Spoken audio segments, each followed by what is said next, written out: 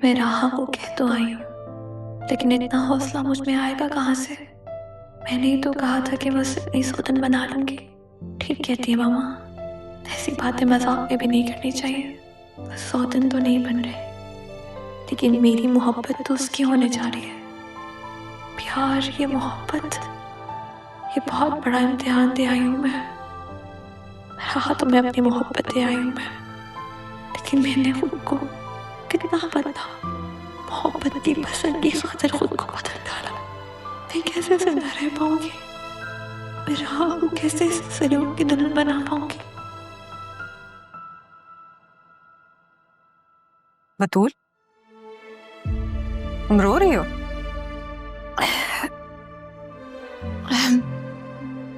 कुछ नहीं, बस ऐसे दिल भर आया। दिल भर आता है तो आंखों में आंसू आते हैं।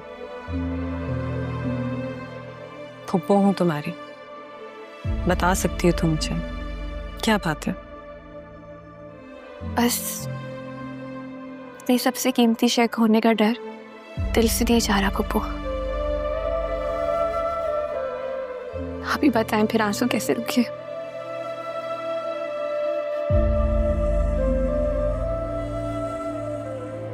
ये कीमती शय खो जाने का डर अपने दिल से निकाल दो बतूल। ये जो डर होता है ना, ये जिंदगियां बर्बाद कर देती हैं, चाहे अपनों का हो या दूसरों का।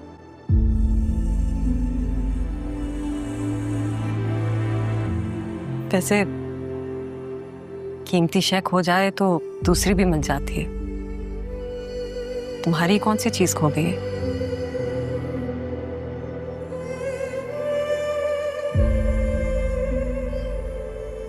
मुकद्दर।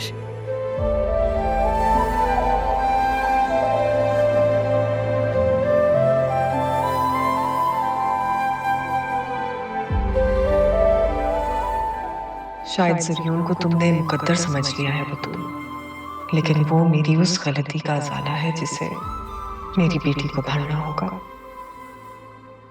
आहें सुनेगा वो, मुझको चुनेगा वो, पूरी करेगा एक दिन मेरी आरज़ू।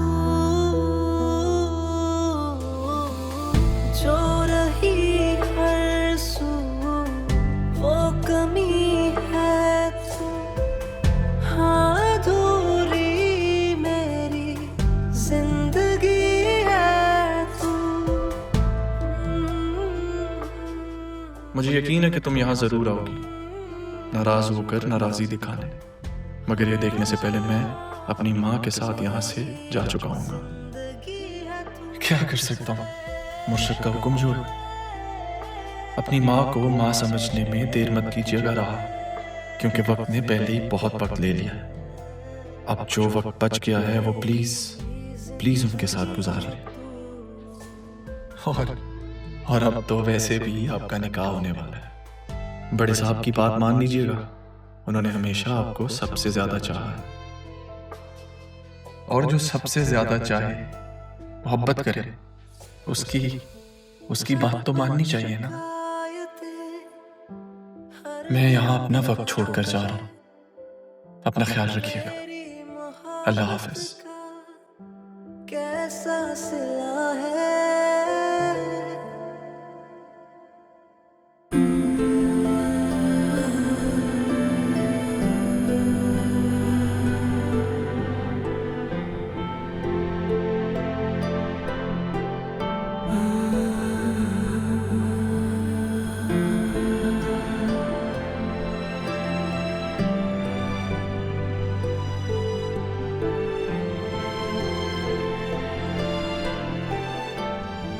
चले अम्मी, देर हो रही है।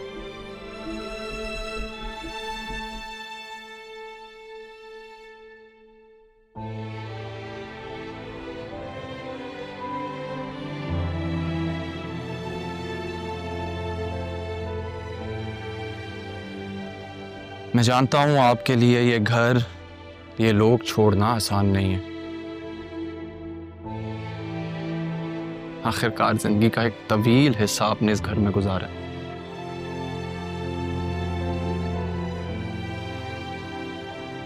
लेकिन आप भूल रही हैं अम्मी कि हमें यहां से जाने का हुक्म दिया किसने?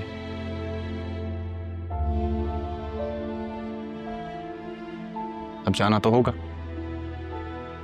एहसानात का बदला मांगा गया। नहीं बेटा, तारा भी ऐसी नहीं है। तुम तो मुझसे ज्यादा अपने मुर्शद को जानते हो ना।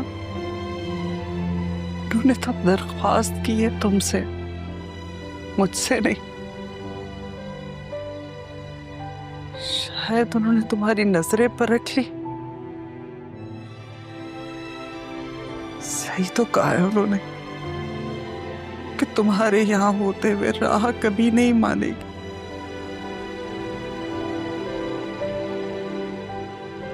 और क्या करती है अरमान, उनकी मजबूरी को समझो बेटा। वो एक माँ है, वो माँ कभी अपनी औलाद के साथ नहीं रही, कभी उसे नहीं मिली।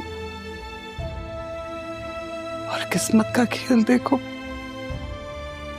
जब मिली तो ऐसे, तो ना मिलने के बराबर। और वो क्या करते, इसी तरह कफारा अदा करना चाहती अपनी गलती। इसीलिए उन्होंने तुमसे ये बात की।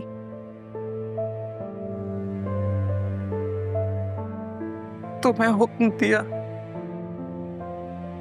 यहां से जाने के लिए कहा।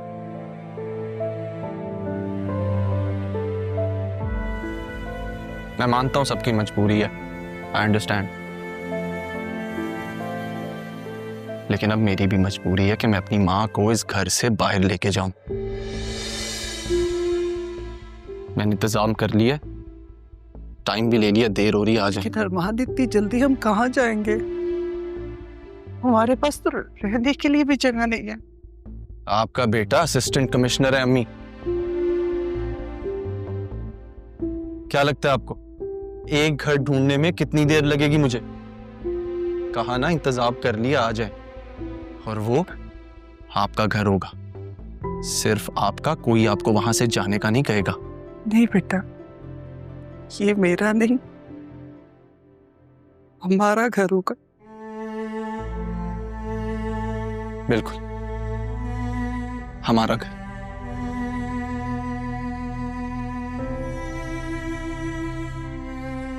आपने अगर किसी से आखिरी बार मिलना है, कोई बात करनी है इस घर में, तो आप कर लें, मैं गाड़ी में वेट कर रहा हूं।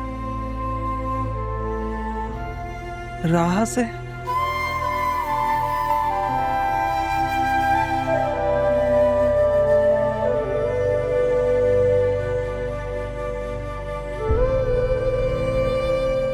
जो तुम्हारे दिल का आलम हुई, मेरे दिल का भी इसी से बचाना चाहती थी। नहीं बेटा, मैं खुद भी राह से नहीं मिल सकती। अगर उससे मिल लिया तो मैं यहां से जा नहीं सकूं।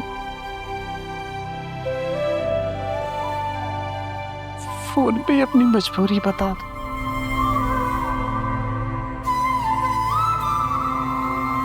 मेरा बच्चा,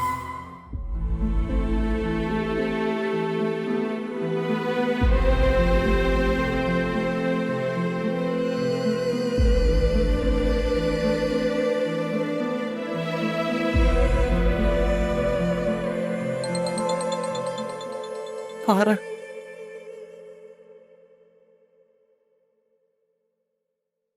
जा रही हैं? हाँ तारा, आज हम दोनों माँ बेटे ने अपनी पनाहगाह छोड़ दी, सिर्फ तुम्हारी और तुम्हारी बेटी की खुशी की खातिर।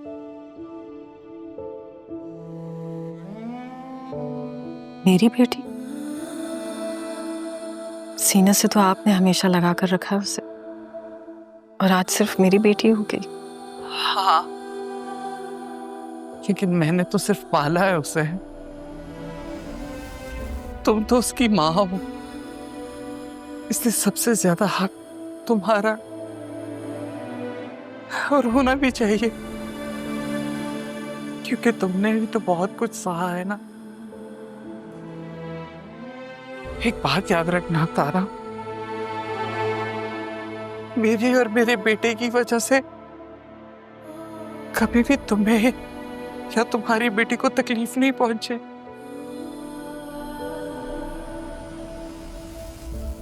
ज़ैनब, ये एहसान करके आपने मुझे अपना मकरूज कर दिया और अरमान से कहिएगा कि मुझे माफ कर दे। मैं अपनी गलतियों से डर गई हूँ, इसलिए अपनी बेटी को उसी रास्ते पर चलता हुआ नहीं देख सकती जिसमें मुझे उस तक आने में 20 साल लग गए। मैं समझ सकती हूँ। अपना ख्याल रखना और रहा कभी। खुदा हाफिज।